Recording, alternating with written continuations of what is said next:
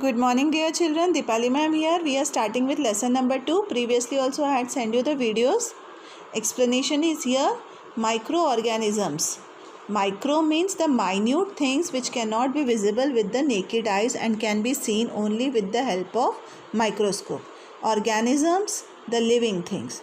They can be our friends also, as well as foes means enemy also. Now what is microorganism, that I have told you, and the study is called as microbiology. Microorganism can be single celled also, and then can be multicellular also sometimes. The common example is bacteria, Paramecium, Euglena and amoeba. Now next I have written about the invention. Who discovered the microorganism? It was discovered firstly by Anton von Leeuwenhoek, who was the first person to establish the existence of bacteria. Remember this? Then only other microorganisms were coming into existence. With the help of modern microscopes, now we can discover new organisms. Location, where do they live? They can live in all types of environment. They can live in hot, ice cold environment, saline water, or maybe very marshy areas. Then they can live in dry like desert areas. Marshy means where there is very wet soil.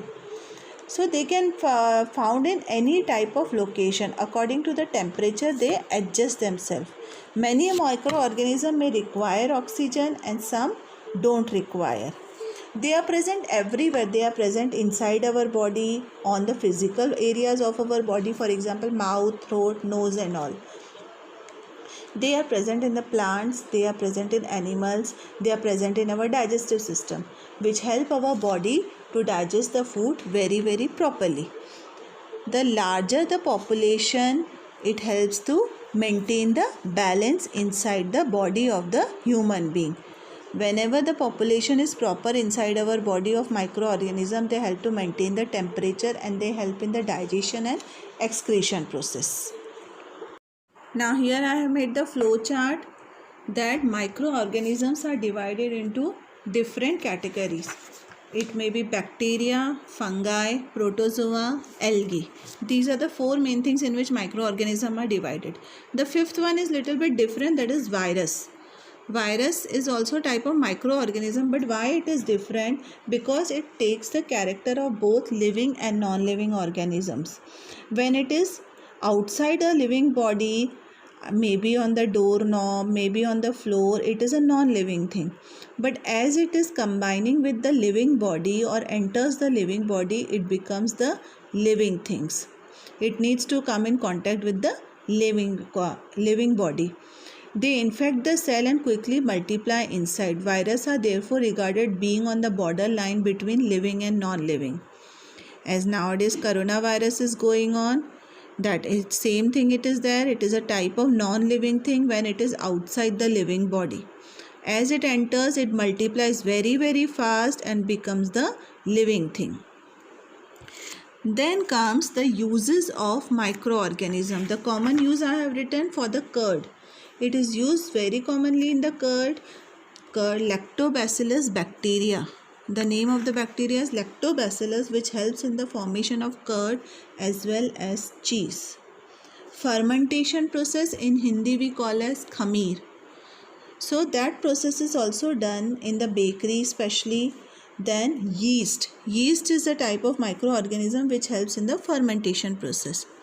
Alcohol beverages as well as acetic acid, which may be called as vinegar. In that also microorganism is used. The sugar is extracted, natural sugar, and then that is used in the beverages to prepare. Then comes the sewage treatment, the wastewater or the waste area treatment from the pipeline.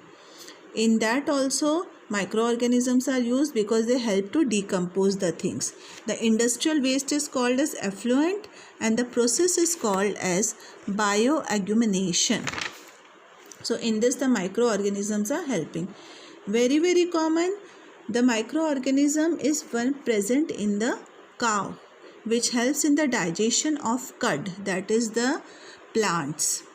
When the cow is eating, it chewing the curd and then it is able to digest it because of the presence of the bacteria which helps in the digestion of cellulose. This bacteria we don't have, human beings don't have inside our body. That's why we cannot digest the plants raw. We need to cook some of the edible plants, then only we can eat. But cows or the herbivore animals can eat them directly because of the presence of such type of bacteria. Microorganisms are also used for the production of antibiotics, that are medicines. Anti means against. Biotics means it helps to go against the diseases and then it is killing the microorganism which is causing it. Penicillin, streptomycin, tetracycline are the common examples of antibiotics which are obtained from fungi as well as bacteria. Now, what are antibodies? Antibodies, the microorganism are directly injected inside the body. These cells get stimulated, produce antibodies, and they destroy the disease causing organisms. During this process, the body type of microorganism, same microorganism enters and it is recognized and destroyed much faster. Means same microorganism is entered inside the body, it finds the disease causing and destroys it. This is called as immunity. Immunity is a natural ability of organism having to build the mechanism to destroy the infection. That's why it is told always to eat the balanced diet, because our immunity power increases. Nowadays you have to be more careful to eat the balanced diet, because as strong as our immunity, we will not fall ill. So that type of microorganism kills the disease causing microorganism. Then immunity also can be increased by vaccination. When we were small, we were vaccinated because of different types of diseases. For example, polio. Vaccines are the suspensions of killed or weakened microorganisms. The most common method of vaccine is having orally or by the injections. They build the immunity and they protect us from different types of diseases.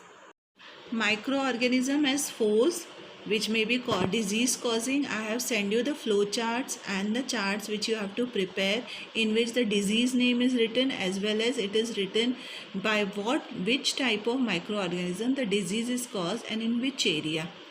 So that you have to prepare, by that you can understand. Now, food poisoning.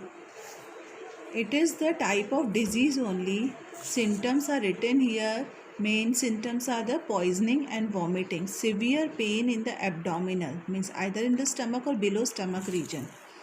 Diarrhea and dehydration, means continuous loss of water.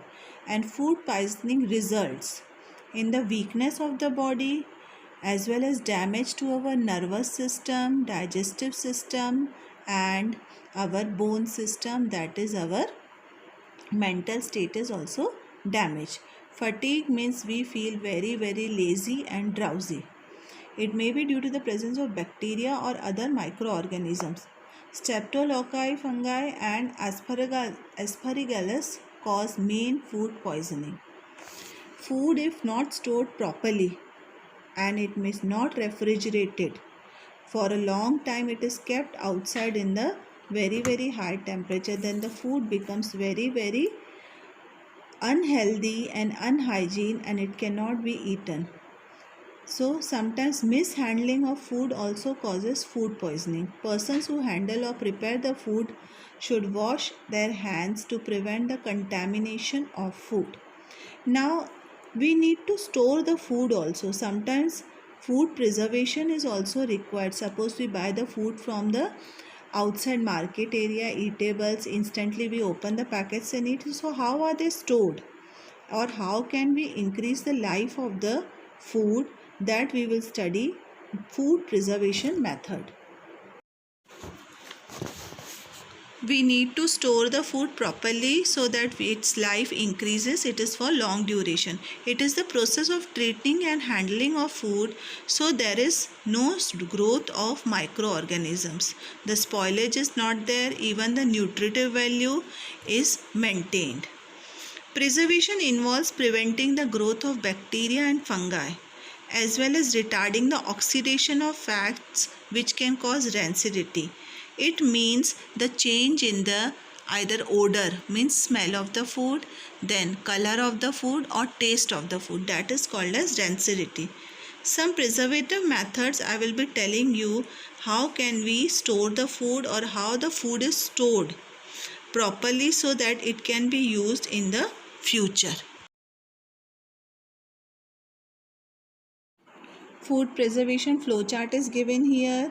Very common methods are there which mostly we do in our daily life also. Very first common is the drying, which reduces the water inside the food, and by drying water is there, not there, so there is no moisture and the food can be preserved. Very common like mangoes. Mangoes we can dry and keep. Coconut, then bananas are dried and keep. Grains, barley, rice, all are dried and keep so that there is no water and they can be stored for a long time. Next comes preservation using sugar and salt. Salting is there, so that is by adding salt there is no growth of microorganism. Even by adding sugar, microorganism growth stops. That's why people add sugar or salt, for example in meat or fish, or nowadays pickles. When pickles will be prepared, mango season is coming, so that time also salt will be added so that it lasts for a longer time. Jams and jellies, lot of sugar is added for long duration.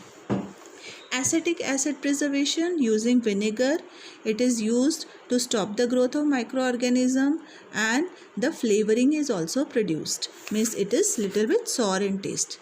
Chemical preservatives which are used, especially sodium benzoate or potassium multibisulfate, they are used in tomato sauce, jams and pickles also. Hot and cold treatment means hot, the like pasteurization process is there, boiling process is there, in which the substance is boiled to kill the microorganism. Cold treatment means many substances are kept at a very low temperature, so there is no growth of microorganism. Pasteurization is very common in the milk. Milk is pasteurized to destroy microorganisms. Milk is boiled at a very high temperature and then suddenly cooled, which does not allow the microorganism to grow. If we purchase the milk packet, then on that also it is written pasteurized milk.